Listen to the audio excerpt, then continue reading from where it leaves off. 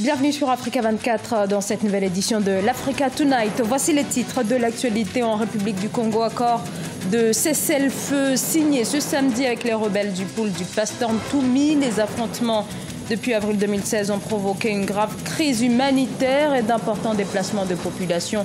On revient sur cet accord dès le début de ce journal.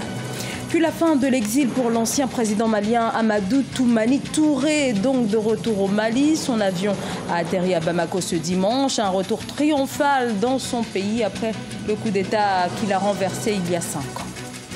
À quand une véritable industrie de la mode sur le continent africain? Une question qui se pose notamment au Togo où les créateurs peinent à vivre de leur métier.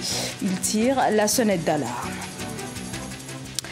Un cessez-le-feu est donc annoncé entre le gouvernement togolais et les rebelles du pôle, un accord de paix pour mettre fin aux hostilités qui ont éclaté dans cette région à l'est de la République du Congo il y a près de 2 ans. Un accord avec les miliciens du Pasteur Ntoumi qui soulève néanmoins la polémique en cause. Il aurait été signé sous contrainte. Les précisions d'Ashley Duprat. C'est à Kinkala, à 70 km au sud de Brazzaville, que l'accord de cessez-le-feu et de cessation des hostilités a été conclu entre le gouvernement congolais et les rebelles de la région du Pôle, menés par le Pasteur Ntoumi, de son vrai nom Frédéric Binsamou. Sous le coup d'un mandat d'arrêt, ce dernier a été représenté par Jean-Gustave Ntondo, secrétaire général du CNR. Aujourd'hui est un grand jour pour les Congolais. C'est le jour où nous venons de signer l'accord de cessation des hostilités. Tout a été pris en compte, il n'y aura plus de bousculade. Tout le monde va se rendre compte à travers la presse que ça y est, le cessez-le-feu est signé. Un comité ad hoc va donc être mis en place pour suivre ce qui va se faire. C'est un processus. Le CNR, qui a pourtant été dissous en 2016 par le ministère de l'Intérieur, lui-même également présent lors de la signature de l'accord. Ce qui, pour certains opposants, pose la question de la légitimité de cet accord. Pour d'autres, la signature de cet accord ne représente qu'un camouflet. La problématique du pôle est une problématique qui commence à plomber la vie de tout le pays. Le moment est venu d'en finir. Et d'en finir, pas que avec le pôle, mais avec la crise globale. La démarche du gouvernement est incongrue. Le président de la République nous dit qu'il ne peut pas négocier avec des terroristes. Des mois après, on nous dit que le gouvernement passe un accord avec le Pasteur Ntoumi. Mais c'est contradictoire. Cet accord, qui pour moi n'est qu'un accord partiel, qui ne tient pas compte des éléments qui fondent même cette crise politique. La région du Pôle, située au sud du Congo, est paralysée par une crise depuis avril 2016. Une crise dont le Pasteur Ntoumi, à travers sa signature du cessez-le-feu, entreprend de clôturer, notamment grâce au ramassage des armes détenues par ses ninjas. Après 5 ans d'exil, l'ex-président Amadou Toumani Touré est donc de retour au Mali. Depuis le coup d'État qu'il a renversé en 2012, il menait une existence discrète à Dakar au Sénégal. Et pour l'accueillir, le président Ibrahim Boubacar Keïta a dépêché à l'aéroport international de Bamako son premier ministre, Abdoulaye Idrissa Maïga. Plusieurs fois annoncé ces dernières années, ce retour est présenté comme une mesure de réconciliation nationale. Amadou Toumani Touré, qui a été accueilli avec beaucoup de ferveur, s'est montré particulièrement ému. Je vous propose de l'écouter. C'est avec beaucoup d'émotion que je rentre au pays natal.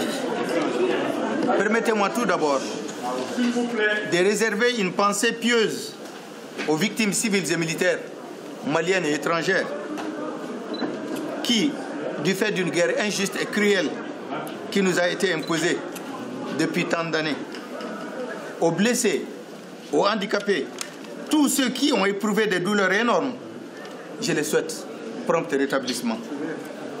Mais permettez-moi encore de saluer et remercier du fond de mon cœur Son Excellence le Président de la République, Ibrahim Boubacar Keïta, pour tout ce qu'il a consenti en tant qu'effort et toutes les commodités qu'il a fait mettre en place pour me permettre aujourd'hui de revenir dans notre très cher pays.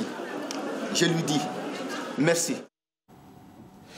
Dans l'actualité également, le second tour de l'élection présidentielle au Libéria qui se tient ce mardi. Ce scrutin était initialement programmé pour le 7 novembre, mais il a dû être reporté par la Cour suprême à cause de recours déposés par certains candidats qui contestent les résultats du premier tour. Des recours donc rejetés. Ce second tour opposera le sénateur et ancienne gloire du football George Weah au vice-président sortant Joseph Boakai. Soulagement pour les économies africaines après des mois particulièrement difficiles en raison de la chute des prix des matières premières. Le continent bénéficie d'une légère reprise de sa croissance, une reprise de plus de 2%. Cela est donc encourageant, certes, mais ne doit pas, et c'est ce que disent les experts, occulter la base fragile sur laquelle repose encore la majeure partie des économies du continent. Les explications de Corinne Camden.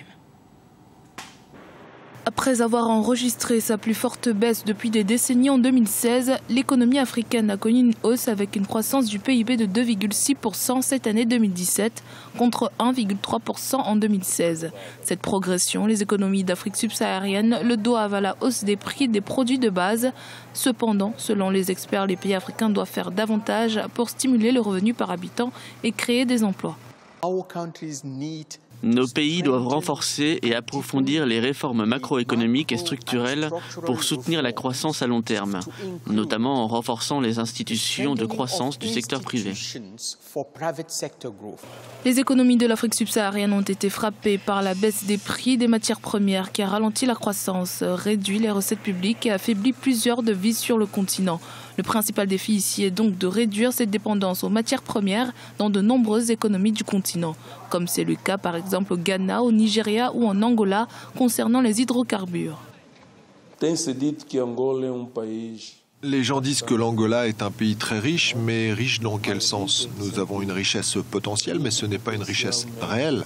La vraie richesse se produit quand il y a de sérieux investissements dans l'éducation et la santé. Notre économie étant extravertie, nous achetons presque tout en dehors du territoire national. Pour manger, par exemple, nous dépensons 1,5 milliard de dollars américains chaque année pour acheter à manger en dehors du territoire national, ce qui contraste avec le potentiel que nous avons. Nous avons 80 millions d'hectares de terres arables, dont seulement 10% sont mis en valeur. Après les 2,6% de croissance économique enregistrée cette année, la Banque mondiale table sur une croissance qui passera à 3,2% en 2018 et à 3,5% en 2019. Un léger rebond qui a été entraîné par la reprise de la production pétrolière au Nigeria, la hausse des dépenses publiques en Angola et l'atténuation des effets de la sécheresse en Afrique du Sud. L'institution financière exhorte les pays d'Afrique subsaharienne à la diversification de leurs économies afin de réduire cette dépendance aux matières premières.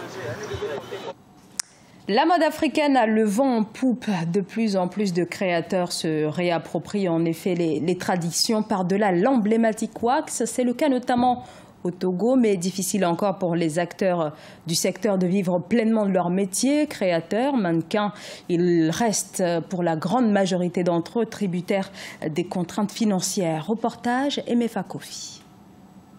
Ils sont nombreux ces jeunes acteurs togolais de la mode à faire valoir leur talent d'artiste, que ce soit en top modèle, photographie de mode, mannequinat ou encore designer. Certains en ont fait un métier, à l'exemple de Jacques Logo, directeur de la maison Challenge, une agence de mode installée au Togo et promoteur du Festival international de mode 228.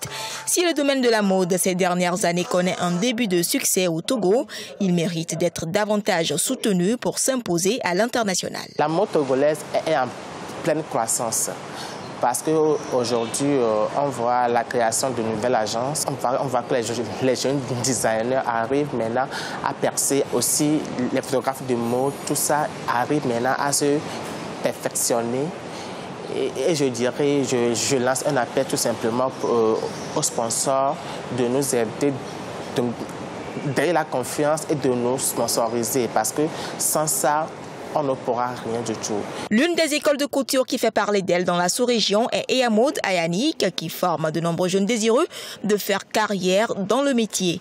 Combaté Sylvain a bénéficié de cette formation. Aujourd'hui propriétaire de la marque Sylvanac, le fils de la célèbre créatrice de mode Nini Nikwe a décroché en août 2017 le prix du meilleur jeune styliste au Festival international de mode et du mannequinat africain. Je pense avoir une entreprise de confection du vêtement. Après ça, avoir une ligne de prêt-à-porter, organiser et participer à des événements de mode, que ce soit au Togo ou à l'international, de pouvoir faire des voyages, de parfaire mon savoir et à être compétitif. La mode est un vecteur de la culture d'un pays. Pour parvenir à un meilleur développement de ce secteur au Togo, il faut une véritable industrie de mode qui peine à se mettre en place.